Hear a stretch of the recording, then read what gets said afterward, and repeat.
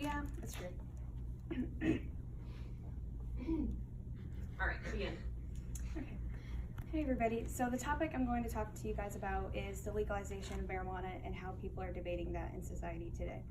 So recently in the news, New York has decriminalized small amounts of marijuana. So that means like amounts under a certain number of grams can be smoked recreationally and used for medicine, stuff like that. And this has been met with a lot of controversy among many people. So people that are for it say that some legalization is better than nothing. So, I mean, any progression is good in that sense. And people that are against it say that it does have some discriminatory loopholes. So people can be fined for like having some that's slightly above the amount that they can have. And yeah, that's what people say that is not good about it. So the topics I'm going to introduce you guys about is how it affects health in the healthcare system and also how it affects crime in the legal system. So my first topic is health in the healthcare system. So people that are for it say that it can abate opioid use for pain. So one of the top uses for marijuana in medical situations is for pain.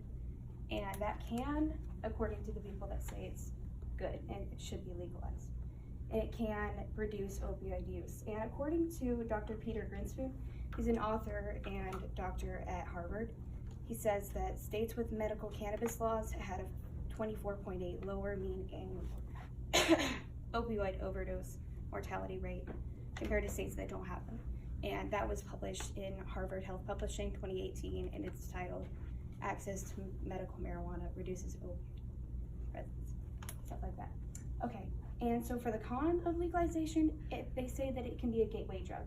So legalization can turn people to harder drugs, and especially to youth, according to the people that say it's against, they can say that it will get, especially the children, addicted to harder drugs, and that can hardwire their brain. So, according to the National Institute on Drug Abuse, and that's a 2019 article titled, "Is Marijuana a Gateway Drug?"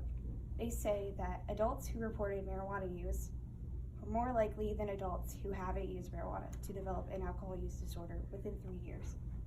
So it can get people addicted to harder substances and more harmful substances.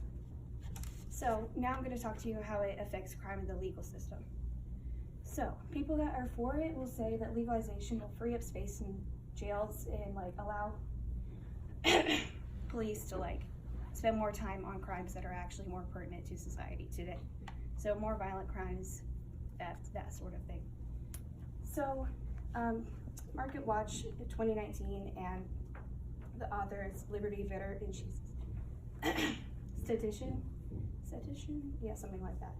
Anyway, and she says that crime clearance rates will increase for violent and property crimes after legalization. So the time that it takes to have crimes being solved after legalization will increase.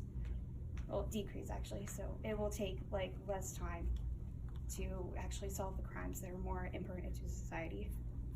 And so on the flip side of that, legalization can lead to more crime, according to people that are against legalization. So it will lead to more violent crime, homicides, that sort of thing. And a 2019 The Hill article that's titled, "Is Marijuana Legalization Driving Increases in Violent Crime?" And it's by Jason C. Johnson, who's a journalist. He says that in Denver, which is one of the states that has, not states, cities that has legalized marijuana, it said that the homicide rate has climbed from 36 in 2013 to 67 in 2018. And he is a president of Law Enforcement Legal Defense Fund. So, yeah, that's how people that are against it say that it will impact crime. All right, and so marijuana legalization as a whole is a very polarizing subject. A lot of people have very strong opinions on it, and especially in my family, like you know, the whole like classic Thanksgiving thing, people disagree about it all the time. And yeah, I think that especially in today's society, we tend to jump to conclusions without really thinking about the consequences of not educating ourselves. So I think that people need to do research and learn about both sides of the issue before they make a decision. So thank you guys for listening, and does anyone have any questions?